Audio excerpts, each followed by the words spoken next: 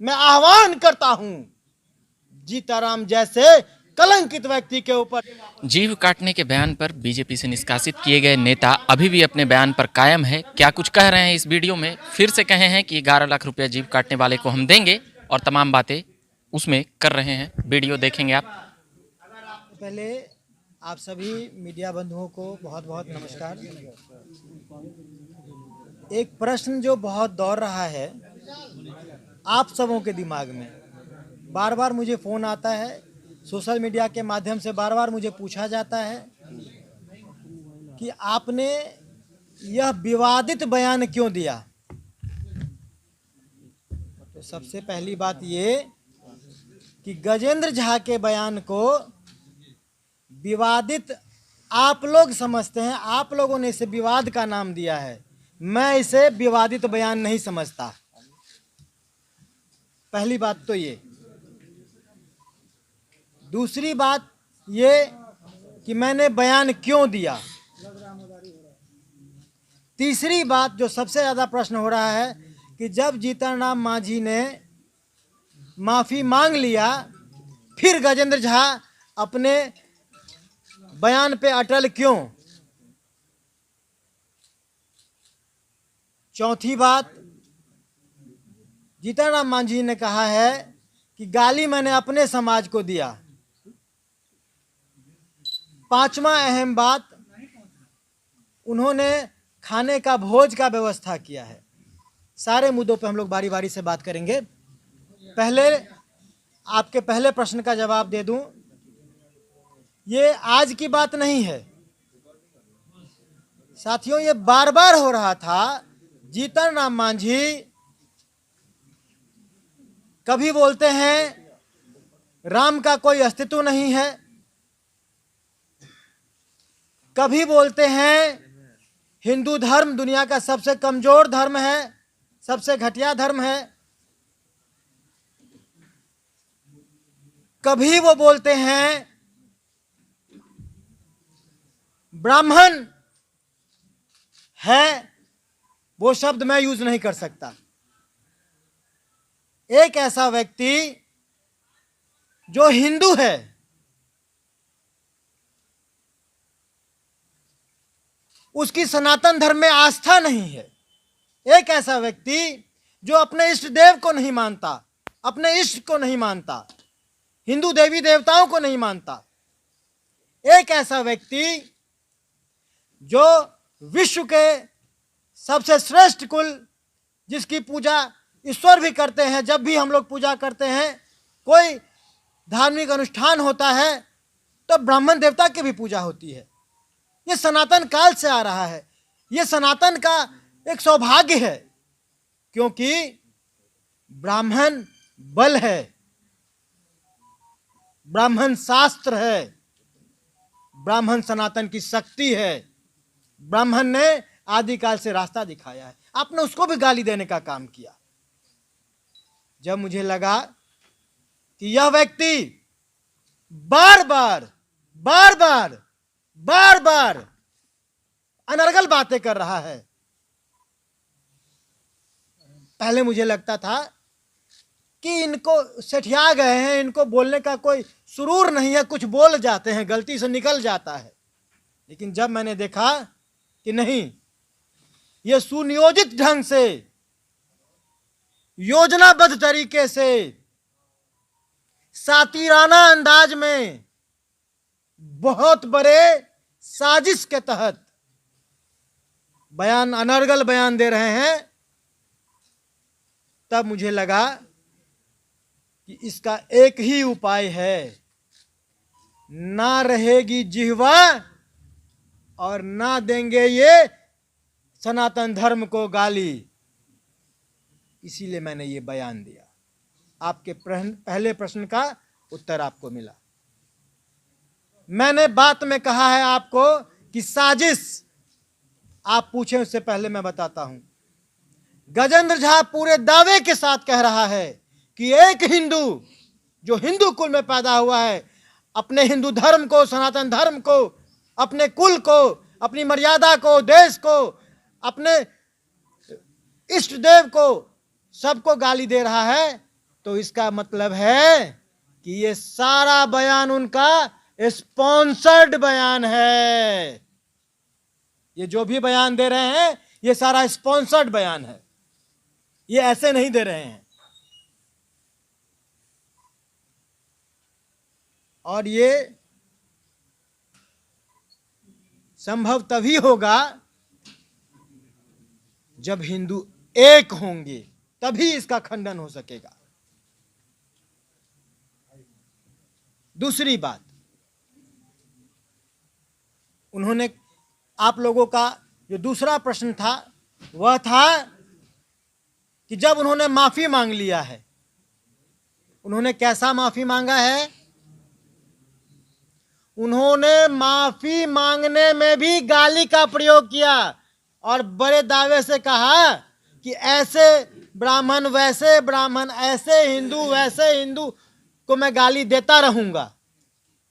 ए माजी जी सुनिए,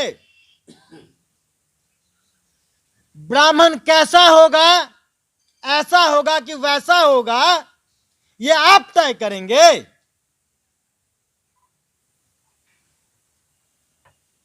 ब्राह्मण पूरे सृष्टि का सिर्फ ब्राह्मण है, ऐसा वैसा नहीं है। और ब्राह्मण ये खुद तय करेगा। आपको ब्राह्मण के चरित्र सर्टिफिकेट बांटने का आपको कोई अधिकार नहीं है। ब्राह्मण आपसे कैरेक्टर सर्टिफिकेट नहीं मांगेगा, ये जान लीजिए। इसीलिए उनका माफी मांगना एक ढोंग है। उन्होंने माफी नहीं मांगा है, फिर अपने अंदाज में, अपने साजिश के तहत फिर समाज को उलझाने का काम किया है। उन्होंने माफी नहीं मांगा है, उन्होंने सिर्फ ढोंग किया है। माफी का मतलब होता है समर्पण। माफी का मतलब समर्पण, क्षमा का मतलब समर्पण। आप किसी से क्षमा याचना करते हैं तो समर्पित होकर करते हैं, और समर्पण में शर्त नहीं होता। समर्पण बिना शर्त के होता है, और उन्होंने माफी में ऐसा वैसा कैसा कैसा का शर्त रखा है, इसीलिए माफी नहीं, ये ढोंग है। तो आपको जवाब मिल गया कि उन्होंने माफी नहीं मांगा है, एक ढोंग किया है। इसीलिए गजेंद्र अपने बयान पे अटल है, और उन्होंने कहा कि मैं 100 बार गाली देता रहूंगा। तो गजेंद्र सिन्हा ठोक के कहता है कि यह जिह्वा 100 बार कटती रहेगी। यह फिर सिलसिला नहीं रुकेगा। आगे आप लोगों ने कहा कि उन्होंने कहा है कि मैंने गाली अपने समाज को दिया है। मैं जानता हूं आप अभी और कई तरह की बातें कहेंगे मांझी जी, क्योंकि आप एक संयंत्र के तहत, एक सुनियोजित चाल के तहत पूरे हिंदुस्तान को छत विछत कर देना चाहते हैं, हिंदुओं को खंडित करना चाहते हैं। इसीलिए आप बार बार हिंदू के सनातन धर्म पे, हिंदू देवी देवताओं पे प्रश्चिल गाली और घात करते रह रहे हैं, क्योंकि आप चाहते हैं कि आने वाले समय में आप अपने स्वार्थ के लिए, जब आप मुख्यमंत्री रहे, मेरा प्रश्न है आपसे, जब आप मुख्यमंत्री रहे आपने माझी समाज के लिए क्या किया? आपके पास ताकत थी, आपके कलम में ताकत थी, उस वक्त आप कुछ नहीं किए, और अब आप ढोंग कर रहे हैं, नाटक कर रहे हैं। चाहते क्या हैं आप?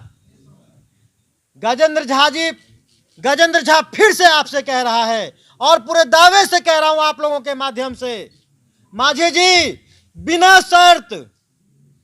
शर्त माफी मांग लीजिए। उसमें शर्त नहीं होना चाहिए, बिना शर्त माफी मांगिए, हम आपको माफ भी करेंगे। और आइए, अगर आपका बयान स्पॉन्सर्ड नहीं है, अगर जीतन राम मांझी का बयान स्पॉन्सर्ड नहीं है, वह साजिश नहीं रच रहे हैं, तो मांझी जी आइए, जीतन राम मांझी भी आगे आए और गजेंद्र झा भी आगे आएगा और पूरे देश के अखंडता को बनाने के लिए आप बिना शर्त माफी मांग लीजिए। गजेंद्र झा आपको गले लगा लेगा और दोनों मिलकर सनातन धर्म को और मजबूत कर देंगे। है हिम्मत तो आइए। आप नहीं आएंगे, आप नहीं आएंगे, क्योंकि आप सिद्धांत विहीन हैं, आपका मन अपवित्र है, आपके मन में साजिशें चल रही हैं। आप तो हिंदू को खंडित कर देना चाहते हैं। आप नहीं आएंगे। आप अपने समाज के भी नहीं हैं, आप अपने समाज को गाली देते हैं।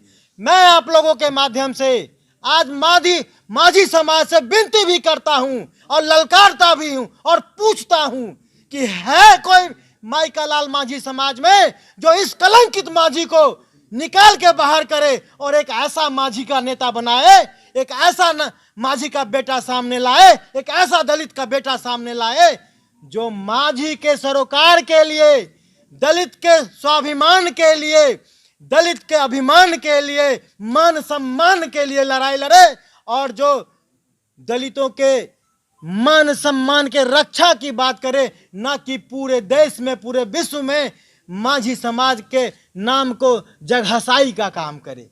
ये आज क्या कर रहे हैं? पूरा देश हंस रहा है कि देखो कैसा घृणित व्यक्ति है। जो हिंदू है उसके नाम में भी राम लगा है, वो राम को नहीं मानता।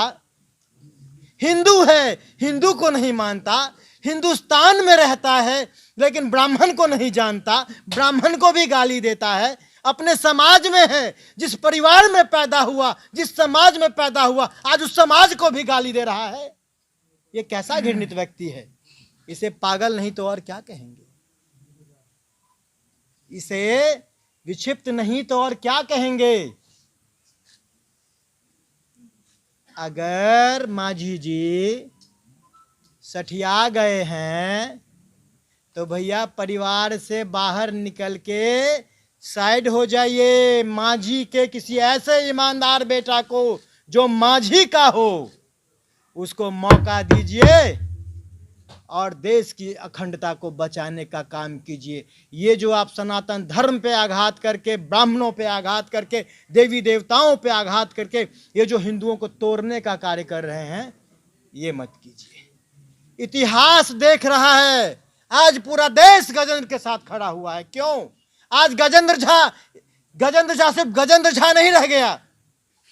आज माझी जी की काली करतूतों के वजह से गजेंद्र झा आज हिंदुओं का एक आवाज बन गया है। मुझे कई राज्यों से, कल मैं दिल्ली में बैठा था, पूरे देश के जितने भी हिंदू संगठन हैं, सिर्फ ब्राह्मण की बात नहीं कर रहा, पूरे देश का हिंदू व्यथित है, सबको कष्ट पहुंचा है, पीड़ा हुई है। सबको लग रहा है कि अपने देश में यह कैसा व्यक्ति है जो हमें ही अपमानित कर रहा है। सबकी बैठक हुई है, पूरे देश में आंदोलन होगा अगर माझी जी अपने बात से पीछे नहीं। मैं कह रहा हूं, आपको इस जमी पे राजनीति करना तो दूर, रहने के लिए जमीन कम पड़ जाएगा। आप कोने में मुंह छुपाने के लिए इस हिंदुस्तान की सरजमी पे आपको जगह कम पड़ जाएगा मुंह छुपाने के लिए। वक्त रहते हुए कम से कम माझी समाज के मर्यादा का तो ख्याल करिए। आने वाला इतिहास कितना गंदा लिखेगा जीताराम माझी का, ये तो सोचिए। एक आखिरी प्रश्न था भोजन का, आखिरी प्रश्न था भोजन का, वो ले लीजिए। उसके बाद फिर मैं आपके सवालों का जवाब दूंगा। उन्होंने जिस भोजन का व्यवस्था किया है, ब्राह्मण ही नहीं, कोई एक भी हिंदू वहां अन्न ग्रहण करेगा जिसकी मनसा साफ हो, जिसकी सनातन धर्म में आस्था हो, जिसके मन में पवित्रता हो, जिसका हृदय निश्चल, निर्मल और विशाल हो। अगर ऐसा कोई भी दलित हो तो मैं कह रहा हूं, उस घर में भोजन अपने हाथ से बनाऊंगा भी मैं, पकाऊंगा भी मैं, और हर एक दलित के यहां खाने भी जाऊंगा। लेकिन मैं आह्वान करता हूं, जीताराम जैसे कलंकित व्यक्ति के ऊपर जब तक वो माफी नहीं मांगते, एक भी हिंदू वहां अगर अन्न ग्रहण करता है तो वो हिंदू द्रोही है, सनातन धर्म का वो घातक है। किसी भी कीमत पे एक भी हिंदू वहां ना जाए, क्योंकि बात सिर्फ ब्राह्मणों की नहीं है, बात सनातन धर्म के रक्षा की है। क्यों मौन है ये हिंदू, ये देश क्यों मौन है? अब जगना होगा, नहीं जगेंगे तो ये जो मौन, अपने छोटे छोटे स्वार्थ में जो मौन पड़े व्यक्ति हैं, उसका भी इतिहास लिखा जाएगा और काले पन्नों से लिखा जाएगा।